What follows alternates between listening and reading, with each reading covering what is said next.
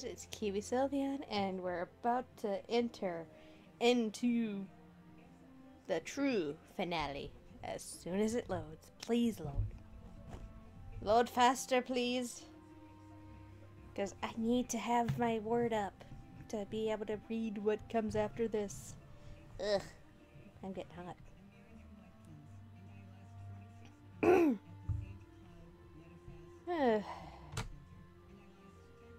Yeah, I left it off on a cliffhanger because it takes a while for this thing to load in. But it's so pretty. Delia, she makes a good mod. I suggest this if you're playing it on PC. All of her mods are amazing. Come on. Load faster. But yeah. I was explaining it in the last episode, like near the end, that perhaps maybe the warden's pregnant. The female one, at least. You never know. They said it might not happen. There's still... Oh, of course. But I do love how it's so pretty, and she is so pretty.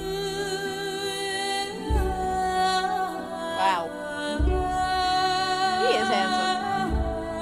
Sorry if this is loud, but it's so pretty. Aw, Fergus.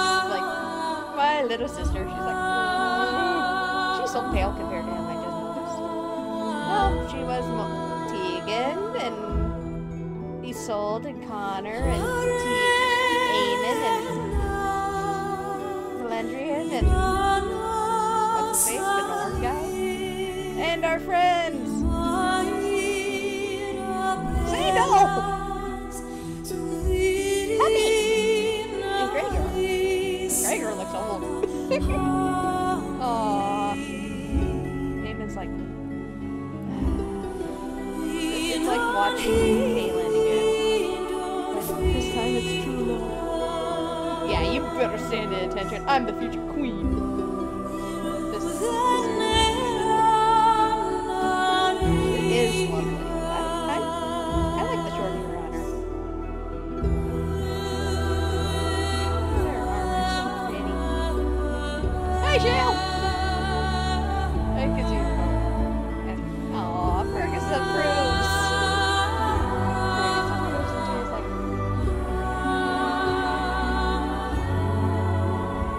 And then there's the whole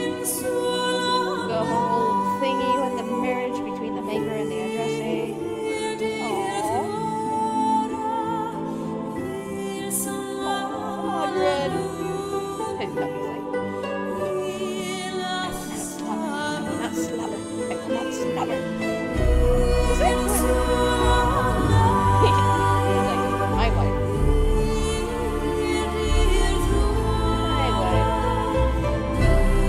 Now it's official. Ah, what do you know? There could be a little more. But you never know. There's some crazy together. This is my OP. I just imagined Silver Eyes. But she is pretty. Pale, but pretty. Ugh. And now sluggishness, because there's a lot to load.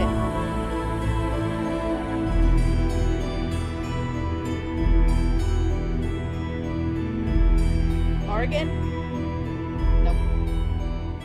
I would have like expected like a bird to fly through the window or something, or fly out the window. Does it do it? Or is it a no-go for slides? Because if not, I can read it. I got it. Don't make me. Don't make me use it. Don't make me.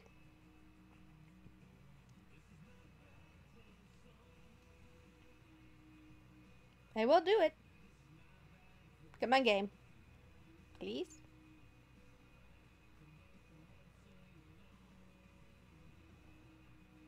Please. Please.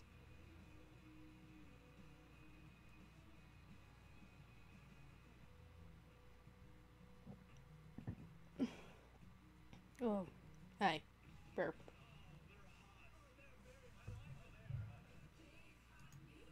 Oh, come on.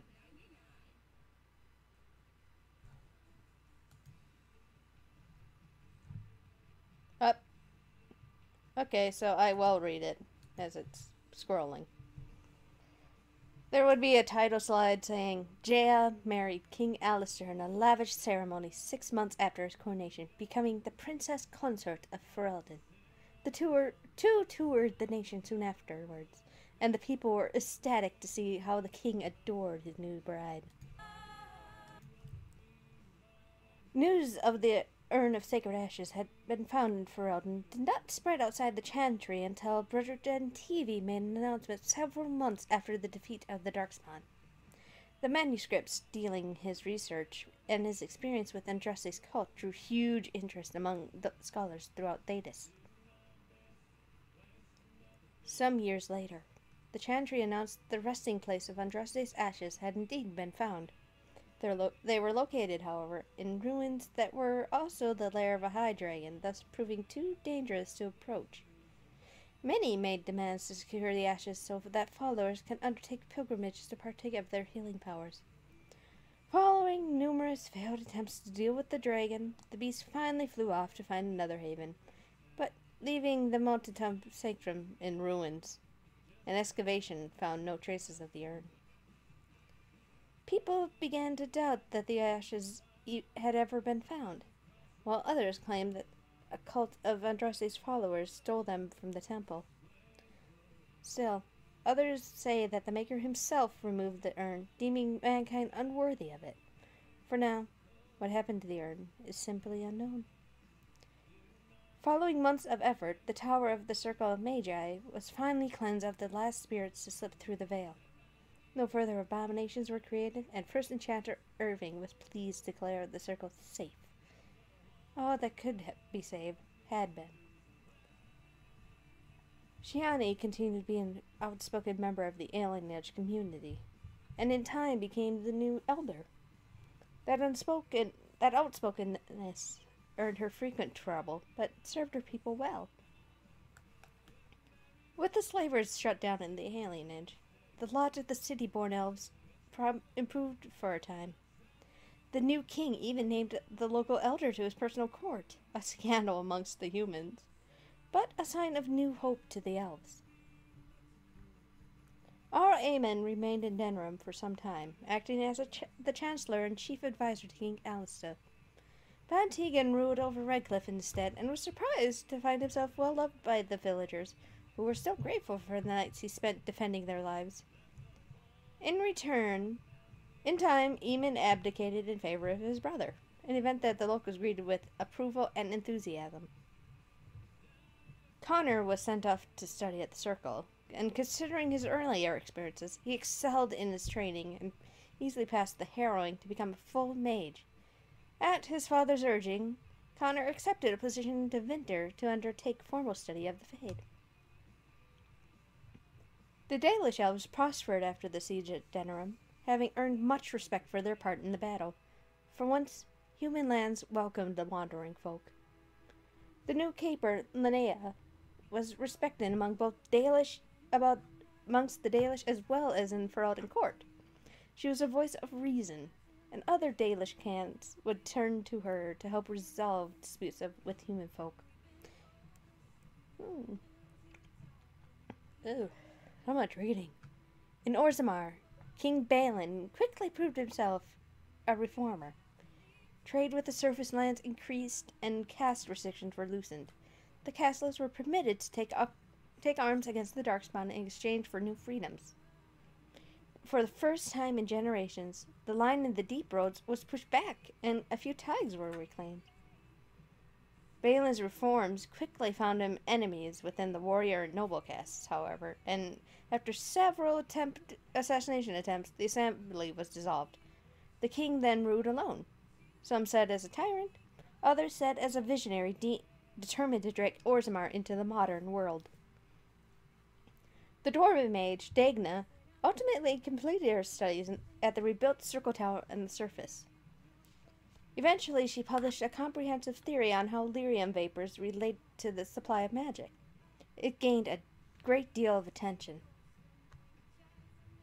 Although the Anvil of the Void was destroyed, rumors about its location crept into Orzammar. Years later, thanks to the defeat of the Darkspawn on the surface, a few determined smith managed to locate the Anvil's remains. Oh boy. They examined the ruins of the anvil and, upon return to Orzammar with the findings, convinced the Shaper to attempt to recreate Caridin's research.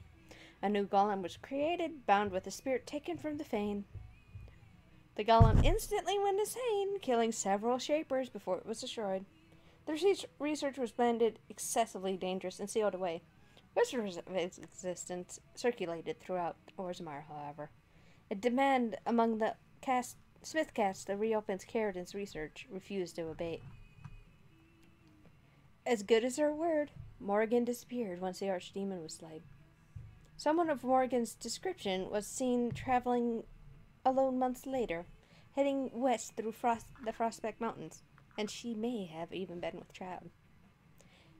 As for Jaya's companions, they went their separate ways. Alistair remained in Denram with his love for a time, much to Queen Lenora's discomfort. This doesn't change no matter what you do. He was eventually called to the far-off fortress at Weishaupt, the home of the Grey Wardens, and he swore he would turn to his love's side soon. Yeah, this is all... That slide never changes. I don't know why. But these are tales yet to be told. This tale ended when Jaya sank her blade into the archdemon's head and destroyed it forever. It was not the last that Ferelden would hear of her, however. And that's when it would end. Pretty fun. Ooh, this is a good song, but due to copyright, I'm just going to be able to talk over it.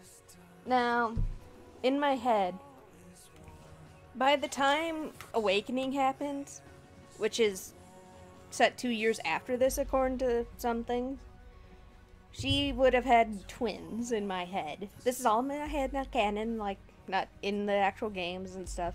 She would have had twins who she named after both her mother, her sister-in-law, and herself, and of course the queen.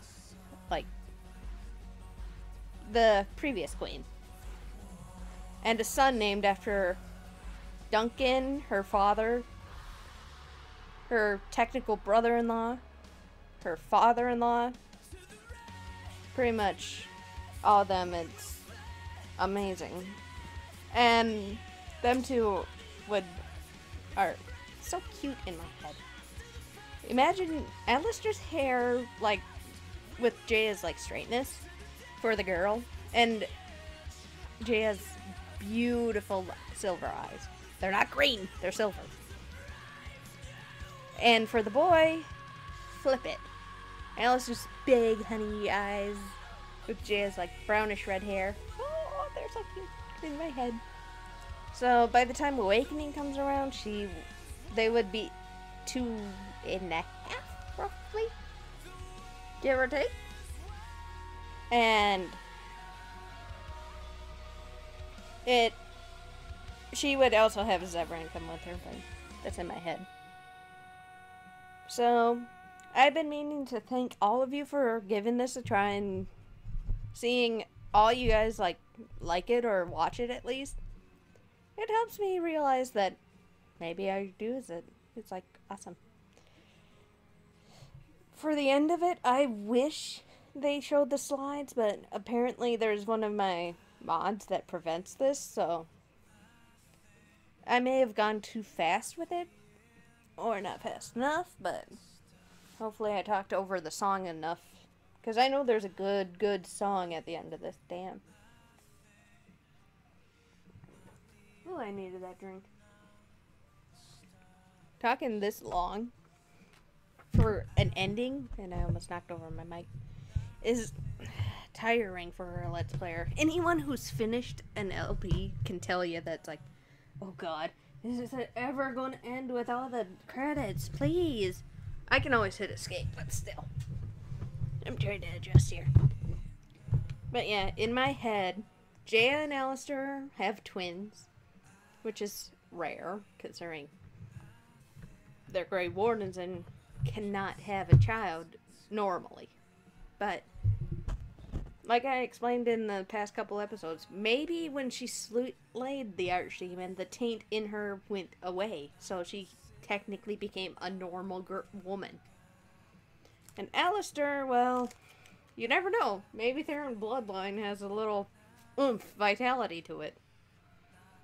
I mean, if I had my way, she would have got pregnant right away, but... You have to remember, this takes course over a year. And it's like... a year with how many intervals of making love to him? You would expect a baby to be born, like, right after the end of the blight, but no, nearly a year and a half later, technically. And it's amazing that